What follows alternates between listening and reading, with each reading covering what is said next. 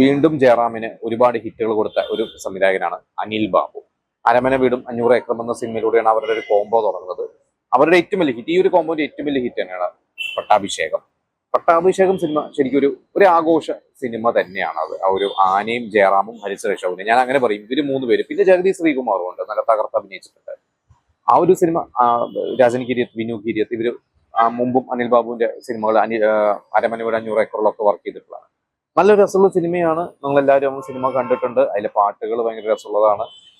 അന്ന് ഒരു ഓണത്തിനാണ്, 1999 ഓണത്തിനാണ് ആ സിനിമ ഇറങ്ങുന്നത്. ആ സമയത്ത് പല്ലാവൂർ ദേവനാരായണൻ ഉണ്ട് തിയേറ്ററിൽ.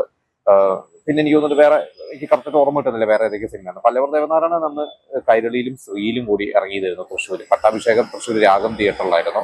പിന്നെ എനിക്ക് തോന്നുന്നു ജെയിംസ് ബോണ്ട് എന്ന സിനിമ, ബേബീസ് ഡേ ഔട്ടിന്റെ റീമേക്ക്, ആ ഒരു സിനിമ അന്ന് തിയേറ്റർ ഉണ്ടായിരുന്നു. ഒരു സ്വപ്ന തിയേറ്ററിലായിരുന്നു ആ സിനിമ ഉണ്ടായിരുന്നത്.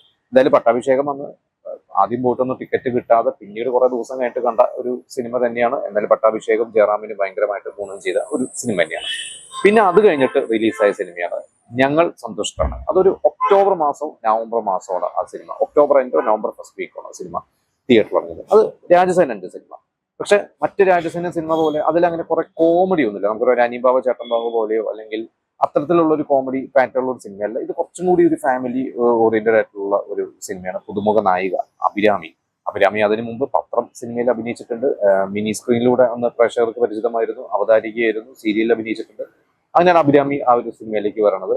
ഇപ്പൊ ആ ഒരു സിനിമയെ കുറിച്ചും അതിന്റെ പൊളിറ്റിക്കൽ കറക്റ്റ്നസും അല്ലെങ്കിൽ പല അഭിപ്രായ വ്യത്യാസങ്ങളൊക്കെ ഉണ്ടെങ്കിൽ പോലും അന്ന് ആ സിനിമ തരക്കേടില്ലാതെ വിചാരിച്ചു. ഭയങ്കര സൂപ്പർ ഹിറ്റ് അല്ല, ഞാൻ ഈ പറഞ്ഞ മറ്റ് 3 ജയറാം സിനിമകൾ പോലെ ഭയങ്കര സൂപ്പർ ഹിറ്റ് ആയിട്ടുള്ള സിനിമയല്ല. പക്ഷെ എങ്കിൽ പോലും തരക്കേടില്ലാതെ ഓടിയ ഒരു സിനിമ തന്നെയായിരുന്നു. പിന്നെ ആ സിനിമയും ഞാൻ രാഗം തിയേറ്ററിലാണ് കാണുന്നത്. എന്റെ ഓർമ്മയിൽ അന്ന് ഞങ്ങൾ സന്തുഷ്ടരാണെന്ന ഈ പറയുന്ന പട്ടാഭിഷേകം എന്ന സിനിമ രാഗം തിയേറ്ററിൽ കുറെ കാലം ഓടിയ ശേഷം പട്ടാഭിഷേകം മാറുകയോ അതോ പട്ടാഭിഷേകം നോംഷോ ആയപ്പോൾ അടുത്ത ആയിട്ട് വന്ന സിനിമയായിരുന്നു ജയറാമിന്റെ ഞങ്ങൾ സന്തുഷ്ടരാണ്. അതും ഏകദേശം ഒരു 30ഓളം ദിവസം രാഗം തിയേറ്ററിൽ അന്ന് റെഗുലർ ഷോ ആയിട്ട് കളിച്ചിട്ടുണ്ട്.